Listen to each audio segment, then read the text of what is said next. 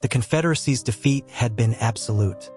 As its commanding general, my fall from the cliff was meant to be an atonement, a final salute to the spirits of my men. I remember the sickening crunch of bone as I hit the rocks below, a pain so profound it bleached all sensation from my nerves before darkness took me. I was sure I had died. And yet I was awake. The body I inhabited was not my own, though it bore a striking resemblance, a softer echo of my own features. The surroundings were alien, a world away from the familiar blue and gray of the Confederate camps. This was not our territory. This was a Union field hospital. My mind reeled with the impossible question of how I had come to be here. Before any sense could be made of it, the flap of the medical tent was thrown open. Sunlight stabbed at my eyes, momentarily blinding me to the figure that strode in. A young general, all sharp angles and command, with a jaw set like granite. He advanced on my cot, his hand shooting out to grip my face, his fingers pressing so hard the knuckles shone white. He wondered aloud, his voice a low growl, what had happened to my discipline. He questioned if I had forgotten how to stand for a superior officer. This new body was frail, still recovering from its own wounds. His grip was suffocating. But even in ruin, I was no one's prey. Instinct took over. I lunged forward and bit down hard on the wrist that held me captive. My jaw lacked its former strength, but years of military conditioning were ingrained in my muscles. If I could break the skin, it would be enough to make him recoil. He was faster than I anticipated. He released me instantly, but his retreat was part of a larger, fluid motion that ended with a boot connecting to my ribs. The force of the kick sent me tumbling from the cot to the dirt floor, where I coughed up a thick mouthful of blood. The man before me offered not so much as a glance in my direction. He settled into a heavy campaign chair draped with a bearskin, his presence filling the small tent. His voice, when he spoke again, was quieter, laced with a strange, hollow sorrow. He remarked that at least today I showed some fire. It was a shame, he mused, that the man I resembled had not been so fragile. He told me that if not for this face, this uncanny reflection of another, I would never have survived a moment in his presence, let alone be considered a shadow of the real thing. The voice was familiar. Through the haze of pain and disorientation, a name surfaced from memory. The Union's youngest and most formidable commander, the architect of our downfall, Caleb Vance. I could only stare at him, lost in a disquieting reverie. We had clashed on the battlefield numerous times. He was brilliant, audacious, and unpredictable, one of the few true adversaries I had ever faced. But I had never heard whispers of him keeping personal aides for his pleasure, especially not one who looked so much like me. A soldier hurried into the tent, his gaze fixed firmly on the floor, deliberately avoiding the sight of me. He dropped to one knee before Caleb. He begged the general's forgiveness, explaining that Leo had simply been disoriented and had wandered into the command tent by mistake. The soldier offered to remove me at once. Caleb said nothing, a silent, cold consent. The soldier scrambled to his feet, helping me up and quickly wiping the blood from the ground before half dragging, half supporting me out of the tent. The man who had retrieved me was a captain named Derek. He told me that he and this body's original owner, a private named Leo, were from the same small town back north. He led me away from the boisterous celebrations of the victorious Union soldiers, finding a quieter campfire at the edge of the encampment. He told me it was my bad luck to have provoked the general on this day of all days, especially considering his foul mood. Derek lowered his voice, his expression clouded with something like sympathy. He explained that word had come down from the scouts. General Asher Sutton had thrown himself from the Blackstone Cliffs. I kept my expression neutral, my lips pressed into a thin line as I watched the flames dance. Derek continued, saying I surely knew how obsessed the general was with Sutton. He recounted a story from before the war, during a diplomatic summit in the capital. Caleb had apparently spent an entire afternoon polishing his dress uniform, only for Sutton to be called away to inspect the border garrisons at the last minute. They never even met. There was another time, too. I picked up a stick and prodded the embers, the firelight casting shifting shadows on our faces. I interrupted him, affecting a casual tone, asking if General Vance and General Sutton had known each other personally. The captain paused, giving the question genuine thought. He admitted he'd never heard anything to that effect, but he supposed it was a case of rivals respecting one another. After all, he said, this was Asher Sutton, the invincible general of the South. Even here, in the Union camp, countless men admired him. Caleb's admiration was so profound that it had likely saved my life, all because of a 7/10 resemblance. Suddenly, Derek looked at me, a new thought dawning. He clapped a hand on my shoulder. He still had faith in me, he declared. I tilted my head, confused.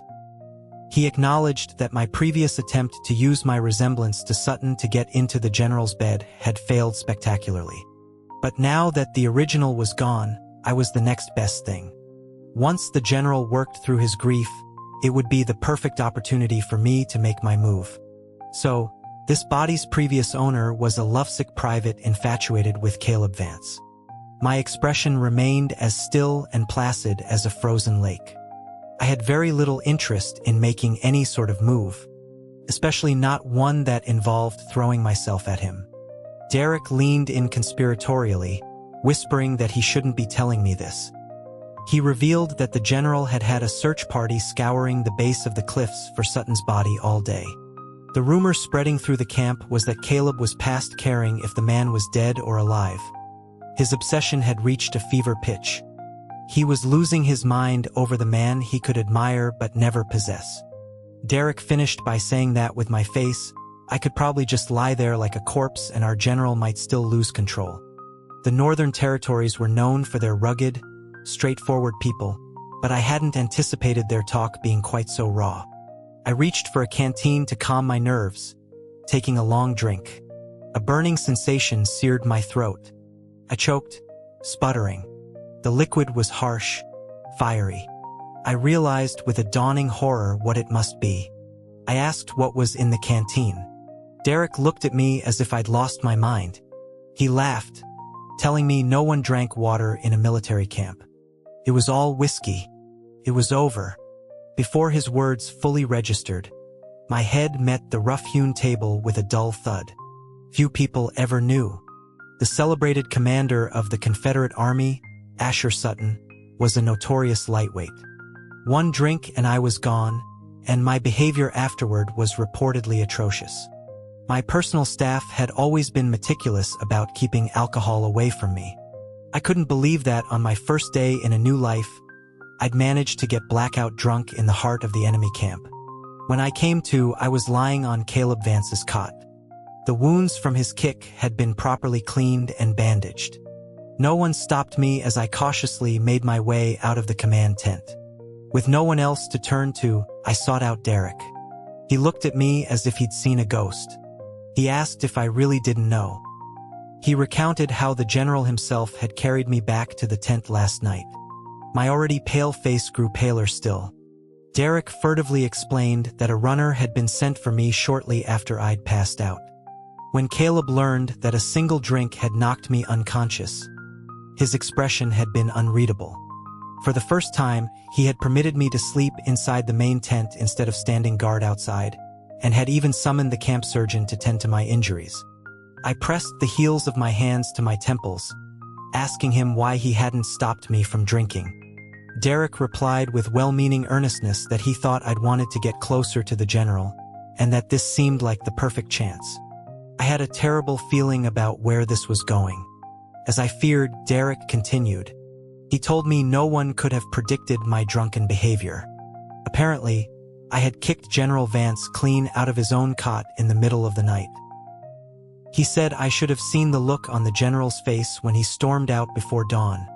It was as black as thunder. The Confederate capital was a ruin, a ghost of its former glory under Union occupation. Amidst the rubble, Caleb Vance commissioned the construction of an elaborate cenotaph in the main square, a memorial to General Asher Sutton. Derek, seeing my somber expression as we helped clear debris, tried to offer some comfort.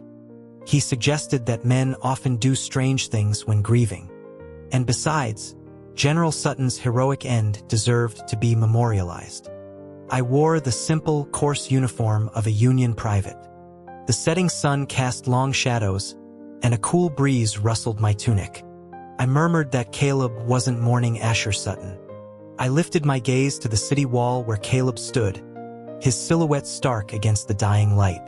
Our eyes met across the distance, his gaze deep and searching. My own expression remained impassive. I knew he was merely using Sutton's name, leveraging my reputation among the people of the South to project an image of magnanimity. It was a calculated step in his grand ambition to unite the fractured nation under his rule. As Union troops patrolled the ravaged streets, a small child sobbed in his mother's arms.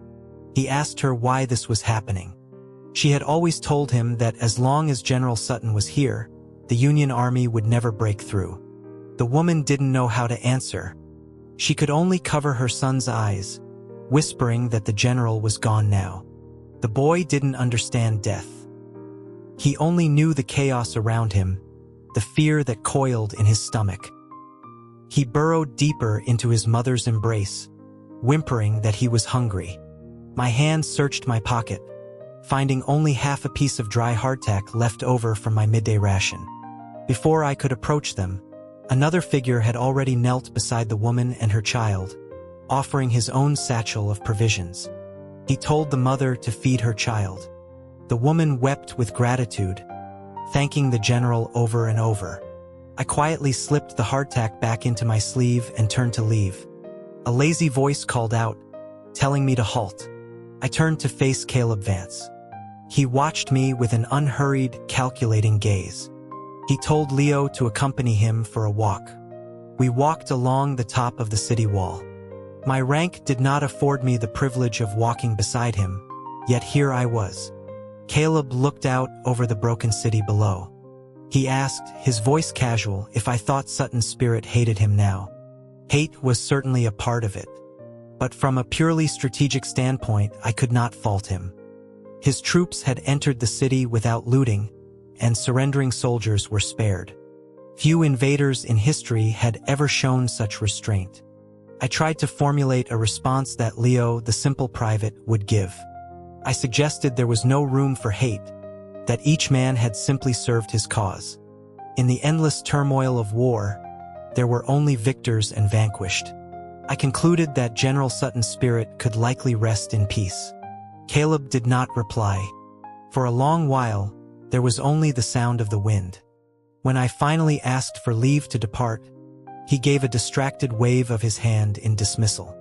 I had taken no more than 2 steps when a faint, high-pitched hum reached my ears. I froze. It was a sound I knew intimately, the sound of a bowstring being drawn, aimed in my direction. The archer wanted me dead. Maintaining a calm exterior, I continued to walk forward. The string sang, but no arrow pierced my body. The tension, however, did not leave my heart. Caleb was testing me. He was probing to see if I had any combat training. He was suspicious, and a man as cunning and paranoid as him would not let that suspicion go easily. Dusk was falling.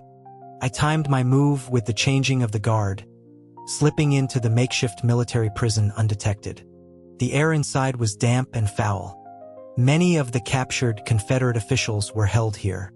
I pushed open one of the cell doors. A small boy, barely 7, broke free from his governess's arms and ran toward me, crying out my name, Asher. I caught him in a hug, my fingertips trembling slightly. This new face was only a pale imitation of my own, yet young Prince Theo had recognized me instantly. The Confederacy's heir apparent looked up at me, his clear, innocent eyes seeming to see straight through the disguise to my soul. I lowered my gaze and took his hand. I told him to be silent, that I was here to get him out. Theo had always trusted me implicitly. He understood the gravity of the situation and obediently covered his mouth, following me without a sound. But as we were about to step through the prison gates, a garbled murmur came from the adjacent cell. Asher Sutton. On instinct, I turned. My eyes met a pair that were both familiar and chillingly cold. I heard myself let out a soft sigh. I addressed the man as my president. The deposed Confederate president's clouded eyes stared at me. The light was so dim that he failed to notice I was in a different body. He rasped that I wasn't dead. He confessed he had only called my name as a bluff, never expecting a response. He claimed to have been devastated upon hearing the news of my death. I cut him off, my voice flat. I questioned if that was so. I had been under the impression that he had been hoping for my death. Otherwise, I asked, why would he have conspired with Caleb Vance to cut off our retreat, sacrificing 10,000 Confederate soldiers and a century of Southern sovereignty? Hearing this, the president became agitated, denying everything. He demanded to know if Vance had been feeding me lies. He insisted he would never betray me. Besides, he argued, if he had truly allied with Vance, why would the Confederacy have fallen? There was no reason for him to do such a thing. I calmly provided him with one. Because he had intended to use Vance's army to eliminate me, a popular general he saw as a political threat. He had simply never imagined Vance would break their agreement and conquer the entire nation. Realizing I knew everything, the pretense fell away. The president's eyes hardened with venom. He snarled that since I knew the truth, why would I risk my life to save the boy? Was it truly to preserve the bloodline? Or did I plan to use the prince as a puppet to seize power for myself? My tone remained unchanged. I stated that I had sworn an oath to the Confederacy, and I had never forgotten my duty as a soldier, even if he had forgotten his as a leader. I paused for a moment, then beckoned to Theo, who was hiding behind my legs. I told the boy to come forward and kneel before his father, to say his goodbyes. I got Theo to a carriage waiting in a secluded grove outside the city. As he climbed aboard, he reached out a small hand. He pleaded for me to come with him. Before his words had faded, the cold tip of a blade pressed against my back.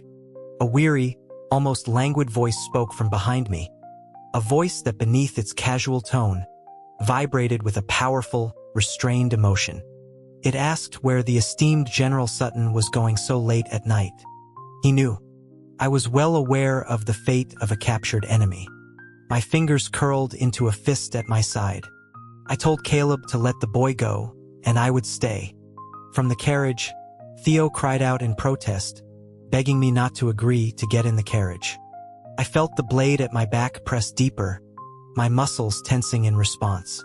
Just as it was about to break the skin, the steel shifted, slicing through the belt of my tunic instead.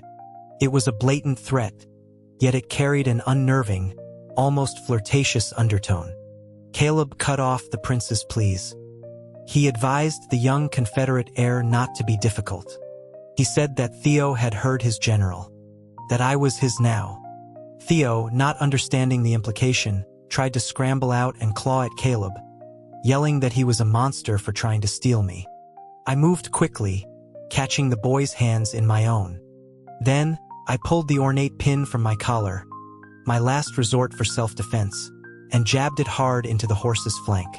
The animal shrieked in pain, reared up, and bolted, the carriage disappearing in a cloud of dust. I watched it go, my eyes vacant. Before the blade could be withdrawn from my back, I spun around, grabbing a fallen tree branch from the ground and bringing it up to meet Caleb's saber in a shower of sparks. He was caught off guard, and the rough bark of the branch left a bleeding scratch across his cheek. He didn't seem angry. He slowly wiped the blood away with his thumb, a low chuckle escaping his lips. He remarked that it was just what he expected from me, fierce and spirited. But he pointed out that I was cornered, asking if I truly believed I could escape. My expression was placid. I held the splintered branch like a weapon. I acknowledged the sheer cliffs on three sides and the imminent arrival of his troops. Escape was impossible. I told him that if he wished to kill me a second time, he could have his desire. Something in my words seemed to strike a nerve. The playful, mocking smile vanished from Caleb's face. Fearing he would provoke me further, he let his saber fall to the ground with a clang. He began to walk toward me step by step. I watched him, every muscle in my body coiled tight. He stopped directly in front of me. I caught a strange, cloying scent on his breath and my mind grew fuzzy. I stammered his name. I heard Caleb's voice, now as soft as water. He told me this was the last time. It was the last thing I heard before my consciousness slipped away. As I collapsed, Caleb caught me, his shoulder supporting my weight. He glanced down at me, and his calloused fingers trembled as they brushed against the back of my neck. Then he lifted me into his arms. His long eyelashes, like dark feathers, brushed against his cheeks as he whispered again. It was good to have me back. He swore he would never let me go again. The moon hangs high in the sky for all to see, but it belongs to the one who can bring it down to earth. I awoke in the Union camp, in Caleb Vance's personal tent. I lay on a bed of soft furs, my wounds treated and bandaged. A plate of fresh fruit sat on a small table within arm's reach. My eyes fell to my wrist. A white silk ribbon tied my hand to the bedpost, and from it hung a tiny silver bell. Caleb arrived sometime later. By then, I had already endured the stares of countless soldiers passing by the open tent flap. I knew who had orchestrated this humiliation, and a cold fire of rage burned in my stomach. When Caleb approached the cot, my temper snapped. I shot my leg out, aiming a powerful kick at his midsection. He caught my ankle with lightning speed, his grip like iron. He met my furious, red-rimmed eyes. He advised me to save my energy. Everyone in the camp now knew, he said, that I was his personal companion. When I remained silent, he grew bolder. He asked if I understood what the duties of a companion entailed. He paused, his meaning clear, his fingers tracing the line of my torn tunic. Did I know, he purred, how to serve my general? He was dressed in a simple uniform shirt, and as he leaned over me, something hard and cool pressed against my lower abdomen. My breath caught. My eyes darted down, my pupils contracting in sudden understanding. But it wasn't what I thought. Hanging from his belt was a set of old, worn military dog tags. My dog tags. The sight of them was a physical shock, throwing me back years. Back to the academy at West Point. I had been the golden boy, the top of my class, lauded by instructors and envied by my peers. A visiting dignitary, an old, grizzled senator, had sought to test my reputation.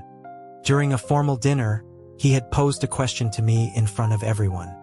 He asked me, Asher Sutton, who among the nation's future leaders present in that hall would one day unite the fractured country. Reporters were present. Every eye in the room was on me. It was a trap. To deny that any of them had the makings of a great leader would be seen as arrogance. To name one would be a political blunder that would haunt me for years. I sat perfectly straight, my demeanor respectful but firm. I stated my humble opinion that in times of strife, greatness was forged, not born. Then, with a hint of bravado, I made a bold, perhaps foolish proclamation. If anyone in that hall could shoot the hawk circling high above the academy grounds, then that man would be the nation's future leader. It was meant as a clever deflection, a piece of rhetoric to be applauded and then forgotten. But before the murmurs in the hall had died down, a loud crack echoed from the courtyard. The hawk tumbled from the sky. All eyes turned to the young man standing by the open doors, a hunting rifle in his hands. He was dressed in a simple, ill-fitting cadet uniform, his only notable features a pair of startlingly intense eyes and the lean, wiry frame of someone who had known hunger. A few of the more well-connected cadets recognized him. Someone scoffed that it was the scholarship boy from the Northern Territories. Laughter rippled through the room. They mocked him for taking a figure of speech so literally. At the time, the North was a poor, undeveloped region, looked down upon by the established families of the South. No one took Caleb Vance seriously. The incident became little more than a piece of academy gossip. But as the crowd dispersed, Caleb had stopped me. He said he had heard of me. He looked up at me with an unabashed reverence. He told me that of all the cadets, I was the one he admired, that I was more noble than all the rest. I had heard such praise countless times. It meant nothing. I leaned down and unclasped the chain from around my neck, pressing my dog tags into his palm. I told him the hawk he'd just shot belonged to the academy's commandant. I advised him to take my tags to the man's office as a gesture of apology, and it might spare him a formal reprimand. My actions were calculated, designed to resolve the situation with minimal fuss. But as I turned to leave, he called out again. He asked, with a raw and desperate sincerity, if I truly believed he could be the one to lead the nation. The boy's question was so direct it made me pause. I did not turn back to face him. I simply said that in a world of chaos, life and death were fleeting. If, after our time at the academy was done, he still stood alive before me, then I would give him his answer. Times had changed. The North was no longer a barren territory. It had absorbed 5 other states, becoming the dominant power in the land. And now, in the dim light of a campaign tent, I stared up at the man who had made it so. He leaned over me, a cruel smile playing on his lips. He told me to look into his eyes. He asked if I could tell him now who the nation's future ruler was. I met his gaze, my own eyes dark and unmoving. I asked him if my answer truly mattered so much to him. Caleb stared at me for a long moment, and then a strange look of release passed over his face.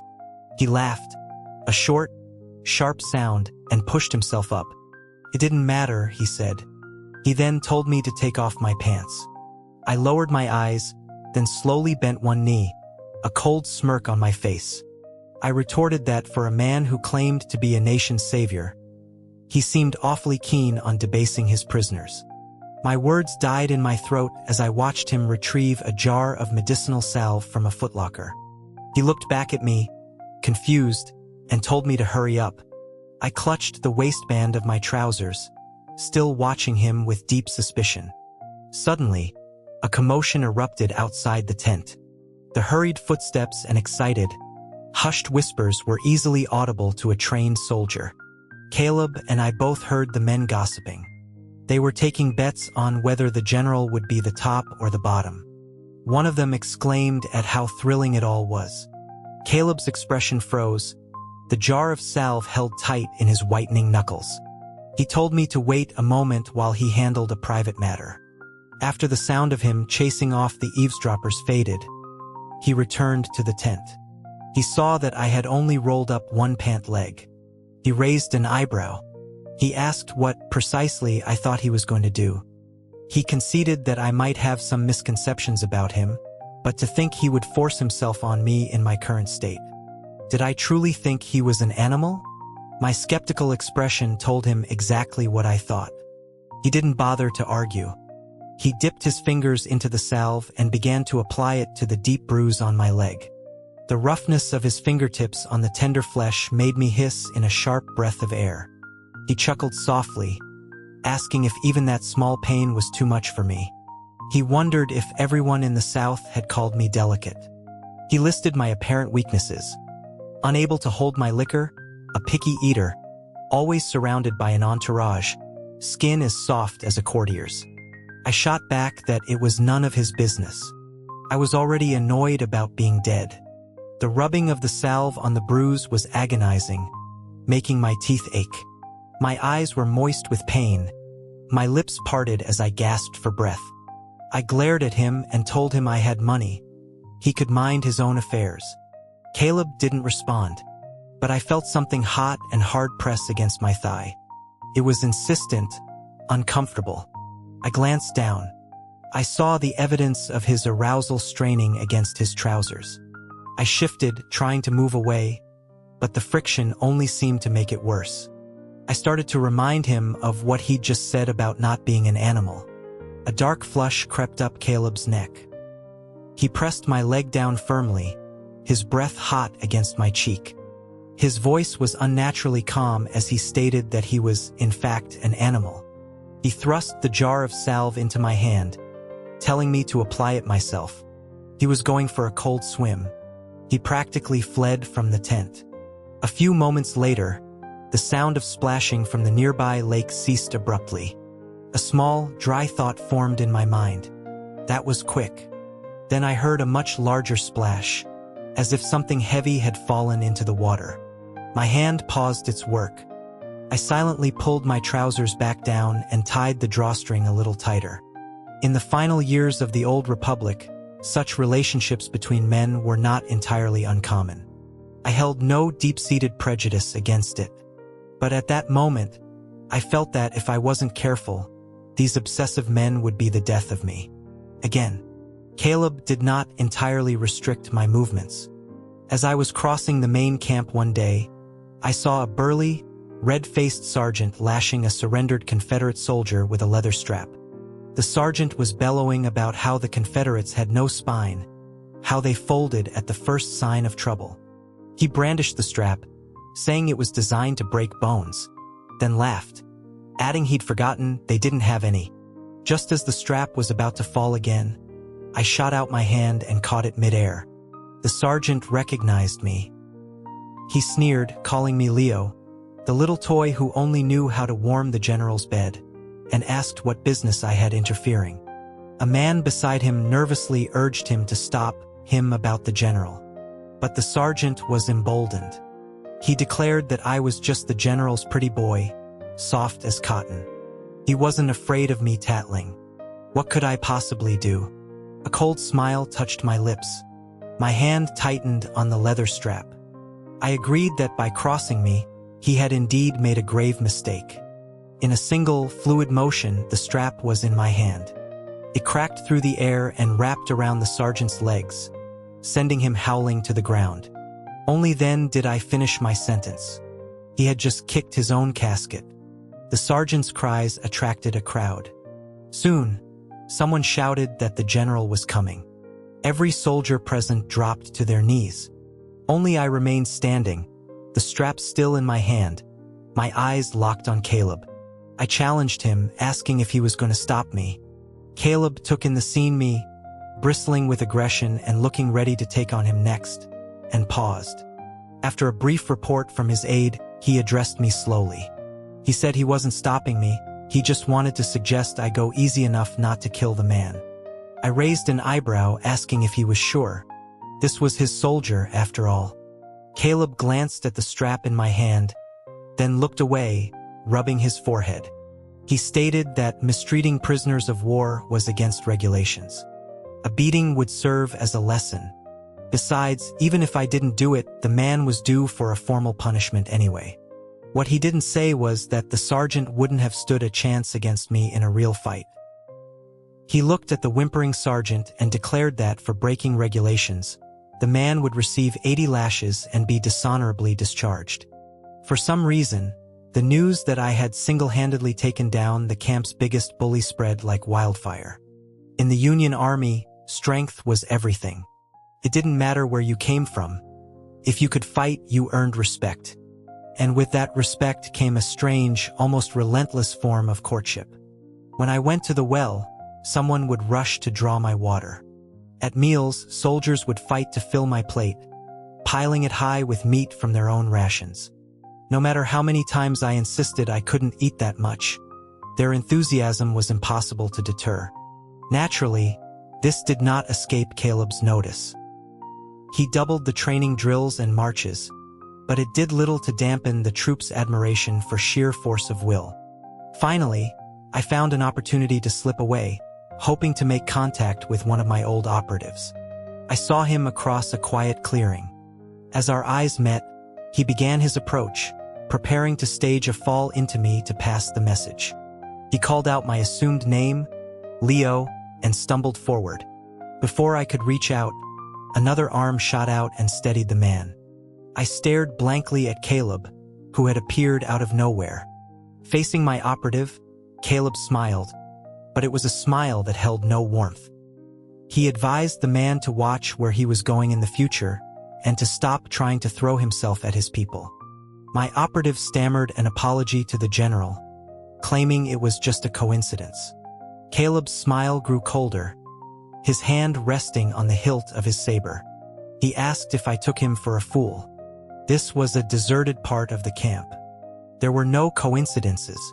My operative and I both held our breath. But Caleb just continued, saying that for a coincidence to work, it wasn't just about timing. You also needed the right face. A face like my operative's, he concluded, stood no chance, no matter how perfect the timing. The operative, completely untutored in the complexities of this dynamic, glanced helplessly at me, utterly baffled. I closed my eyes, wishing the earth would swallow me whole. The man, likely realizing Caleb was not operating on a normal level of logic, quickly agreed and tried to make his escape. But just as he turned, Caleb seemed to snap back to his usual sharp self. He stopped him, asking which company he was with. He'd never seen him before. The atmosphere grew tense again. Beads of sweat trickled down my operative's forehead. I took a deliberate step forward and tugged on the sleeve of Caleb's uniform, asking why he was here. Caleb's gaze dropped to my hand, the first time I had ever initiated contact. I saw the hawk-like intensity in his eyes soften, fade, and then become that familiar, slightly clueless look he got around me. He said he was just out for a walk and happened to run into me. What a remarkable coincidence, wasn't it? The intelligence my operative failed to deliver was the same that arrived on Caleb's desk an hour later. The neighboring Republic of Veritas, seeing the Confederacy fall and fearing they were next, had launched a preemptive strike. 10,000 troops were marching on our position. Caleb's occupying force in the capital was dangerously thin. Caleb and I walked through the open country beyond the city walls. I broke the silence, asking what he planned to do. He gave a short, derisive laugh, seemingly unconcerned. His answer was simple: fight. It wouldn't be the first time he'd been outnumbered. He suddenly turned to me, a teasing glint in his eye, asking if I was worried about him. I glanced at him, ignoring the question. I simply asked if he wouldn't feel a great sense of loss if he were to fail now. He looked at me, curious. I clarified my point. He had waged war, conquered nations, and shouldered the burden of so much bloodshed. To die now, just as he was about to achieve his ultimate goal and secure his place in history, seemed like a waste. Caleb's eyes fell, and a bitter curve touched his lips. He murmured that so this was how I saw him. He gave a low, sad laugh. He told me that if he were to die, he would leave the entire nation to me. Would that be enough? His words made me stop and turn to face him. I told him I didn't understand him. If his ambition wasn't for himself, then why go to such lengths? Why make himself a villain in the eyes of the world? Caleb looked up at a line of geese flying across the sky, his voice distant. He said the country had suffered from division for too long. Unification was inevitable. Who sat on the throne, he claimed, was not important to him. He never cared what the world thought of him.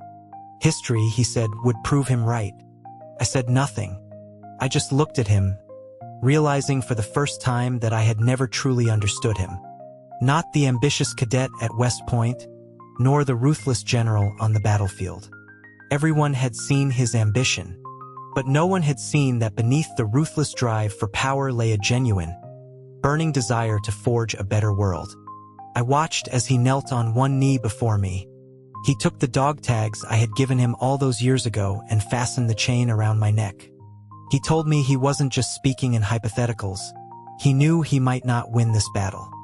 He would have his personal guard escort me back to the north. His father, the acting president, had no other heirs. Those tags, he explained, would give me command of his elite forces. Caleb stood, turning his back to me. His voice was quiet when he spoke again. Asher, if I die here, this country and everything in it is my gift to you. Caleb left me with a small contingent of his personal guard, with instructions to see me safely back to the northern capital via a secure route. Halfway there, I asked their commander if they had a tactical map of the front. The soldiers clearly disdained me for what they saw as cowardice, but their general's orders were absolute. They produced a worn, creased map and handed it to me.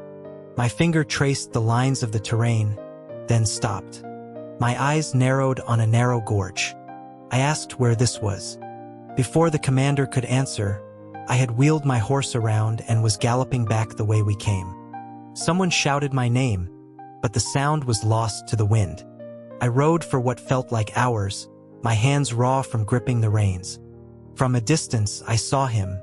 In the heart of the gorge, Caleb, his silver-trimmed uniform stained dark with blood, was a lone figure of defiance. Several arrows protruded from his body, yet he still swung his heavy saber, fending off the enemy ambush. The bulk of his army was in retreat, but Caleb remained, a living shield to cover their escape. He was an absolute, magnificent fool. Just as an arrow aimed for his throat was about to find its mark, my own spear, thrown from horseback, flew through the air and knocked it aside. Caleb's head snapped up. In the first light of dawn, he saw me riding toward him, my hand outstretched.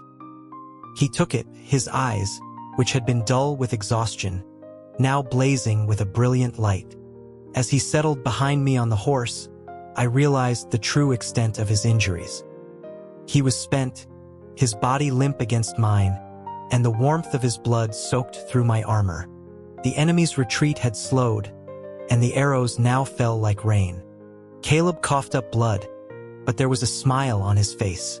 He whispered that to die like this, together, wouldn't be so bad. I shot him a cold look over my shoulder, telling him that with me here, he had a long life ahead of him. I spurred my horse into a gallop, my spear a whirlwind of motion, deflecting the storm of arrows from all sides. I urged my mount into a desperate leap, clearing the gorge and landing hard in the rocky stream bed below, saving Caleb's life. On the far side of the canyon, the retreating Union soldiers looked back in awe. It was an impossible feat of arms. To emerge alive from such a volley was something no one had ever witnessed. From within the crowd, a voice cried out, recognizing me as Leo. Someone else questioned when Leo had become so skilled. But another soldier, an older veteran, corrected them. That wasn't Leo. The way he handled that spear, that was General Sutton's signature style. It was him, Asher Sutton. But Sutton was dead. He must be a ghost, they whispered, a specter come back for revenge. That is how the world works. When you are gone, they will grant you any number of false glories. But when you return, there is no longer a place for you. Your very existence becomes their greatest sin. After that battle, the Veritan army was shattered. The Union forces regrouped and crushed the last of the resistance within 2 weeks. With that final victory, Caleb Vance had united all 7 territories. The old president of the North, a figurehead for years, stepped aside. Caleb was unanimously declared the first President General of the new United Republic, establishing his capital in the North. The day of his inauguration was the day I chose to leave. My carriage had just reached the city outskirts when the thunder of hooves approached. Caleb reined his horse to a stop and vaulted directly into my carriage. He was still in his formal inaugural uniform, a fine sheen of sweat on his brow. He managed to hide his exhaustion and the flicker of panic in his eyes behind a casual smile. He commented on my impressive disappearing act. He asked if I disliked the capital, offering to take me south, to the warm coastal cities. I looked at him calmly. I told him it was time for us to part ways. The smile faded from his eyes. He asked why. I sat beside him, meeting his gaze directly. After the battle at the gorge, the whole world knew I was Asher Sutton of the Confederacy. The new, celebrated President General could not afford to be associated with a traitorous rebel. It would undermine his authority. Caleb watched me intently, his hand closing over mine, which was cool to the touch. He asked if I thought he couldn't protect me. I tried to pull my hand away, but his grip was too strong. I told him he knew I was not meant to be a caged bird. If he tried to keep me here by force, I wouldn't last long. A hawk belongs to the sky. If its wings are broken and it's trapped in a cage, it will not survive. His eyes darkened. He asked if my mind was made up. Where would I go? I gave a small laugh, saying the world was a big place. I was sure to find somewhere to belong. He said nothing more. With a visible effort, He reined in his emotions and released my hand. He told me to go. Then, on an impulse I couldn't explain, I leaned forward, cupped his face in my hands, and gave him a brief, gentle kiss. It was meant as a final, quiet punctuation to our story. But as I drew back, something within him broke. The dam of his control burst. His hands clamped around my waist, and he pushed me back against the soft cushions of the carriage. Before I could speak, his mouth was on mine, desperate and hungry. His hands fumbled with the ties of my trousers. My mind went blank. My training screamed at me to fight back, to throw him off. But for a single, fatal moment I hesitated. My hands, instead of pushing him away, simply clenched into fists at my sides. The carriage began to rock gently. Inside, the only sounds were the ragged, intertwined breaths of two men. "My darling, you're mine, you're mine." "No, don't." I'm yours, I'm yours." I didn't hear you say it again. The carriage, which should have left the city at noon, was still there when the gates were locked at dusk. It was surrounded by a cordon of soldiers, all standing with their backs to the vehicle. A young, naive private asked his commander if they were really going to stand there all day. He wondered if they weren't needed for security at the president's inaugural banquet. The commander, a man who knew what questions not to ask, gave the private a cold look and said that when the president general gave an order, they followed it. As I had predicted, it didn't take long. On the second day of his presidency, the old guard of senators formally proposed that Asher Sutton, having returned from the dead through witchcraft, must be publicly executed to appease the public and sanctify the new union. Caleb sat on the presidential dais, idly toying with a signet ring, his expression unreadable. He waited until the entire Senate chamber had knelt before him. Then he slowly opened his eyes, his gaze sweeping across the room. He remarked on their loyalty, but reminded them that the man they called a sorcerer had saved his life. He was not an ungrateful man. He had already granted his decision. Sutton would be exiled to the furthest barren territories of the West, never to be allowed in the capital again. The matter, he declared, was closed. In the back room of a pawn shop in the capital's merchant district, I sat across a game board from Quinn. He had been my closest friend at the academy and later a trusted advisor. When the Confederacy fell, I had sent him away to safety. Now, with peace restored, he had come to the capital to seek his fortune. It seemed that when disaster struck, some friends were particularly good at running fast. He looked at me with a playful glint in his eye. He asked, wasn't I supposed to be in exile? He wondered if I wasn't afraid of being discovered. I calmly placed a black stone on the board. I replied that after some consideration, I had decided that the north was too cold and the south too humid for my tastes. Quinn pointed a finger at the white stones, his expression one of disbelief. He asked if I was treating my exile like a vacation. He said I really needed to shed my aristocratic habits. He sighed, adding that it probably didn't matter. My presidential admirer was rich enough that if he truly banished me, he'd likely just move the capital to the borderlands in a few years. I lowered my eyes and placed the final stone. You've lost. Quinn's attention snapped back to the board. In a few moves, his white stones had been completely surrounded and captured. He cursed my name, asking if I was playing with no mercy. He'd come here to comfort me in my heartbreak, and this was how I repaid him? Before he could finish his rant, I had already stood and walked away. Quinn angrily swept the pieces from the board. Damn it all! He hated men like that, especially the ones named Caleb, who weren't content with being twisted themselves but had to go and corrupt other people's. Quinn, a former Confederate known for his silver tongue, sought an audience with the new Senate. He announced that he had a great gift for the new President General. That gift was me.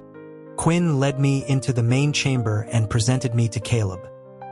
He announced that he had heard of the president's deep and abiding admiration for the late General Sutton, and how they were tragically separated by loyalty and fate.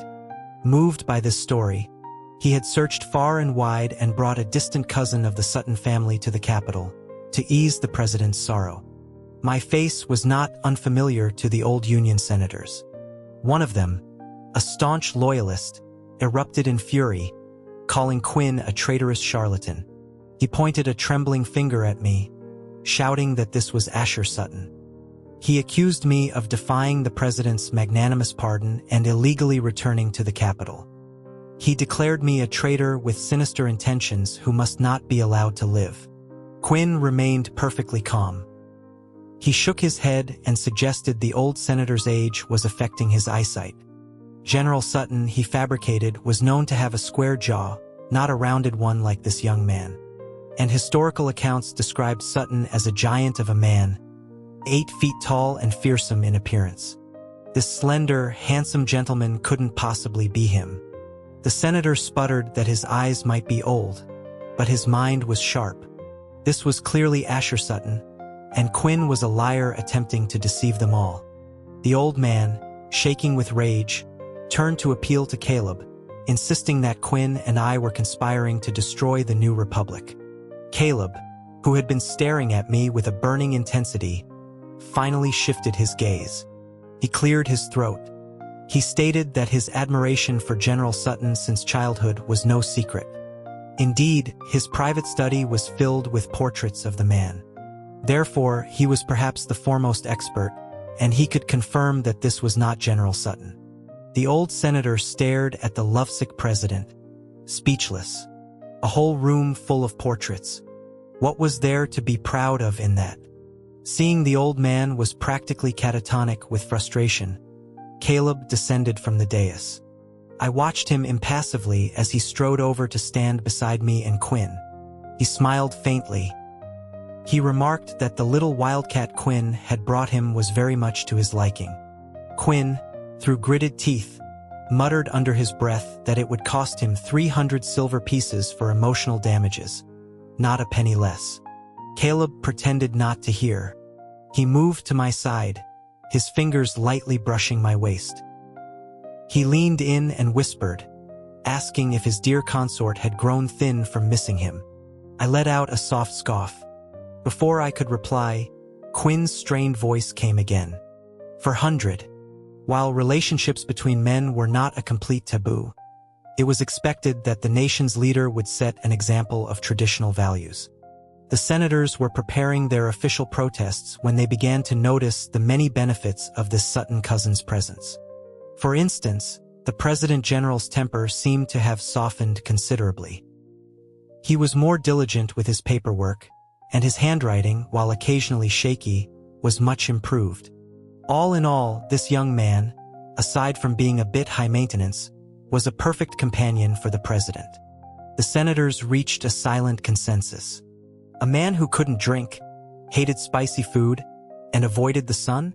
So delicate a creature could never be the fearsome Asher Sutton. And if sacrificing one pretty boy to the president's whims ensured his good mood and the smooth running of the state every day, then it was a price they were willing to pay. That night in the presidential palace, Caleb nibbled on my ear, laughing softly. He whispered that my body was so much softer than my will, especially when, the next second, with a loud bang, he was launched from the bed and landed in a heap on the floor. I rose and walked toward him barefoot. My damp, dark hair clung to my neck. I brushed it aside, my calm, black eyes meeting his. I asked him if I was soft. Caleb, though dazed, looked up at me with a wicked grin. Not at all, my love. In fact, seeing you like this makes me... I slowly sat down on his chest, straddling him, and leaned down to silence his words with a kiss. Your Majesty, he should watch his language. Such lewd talk might get a man censored.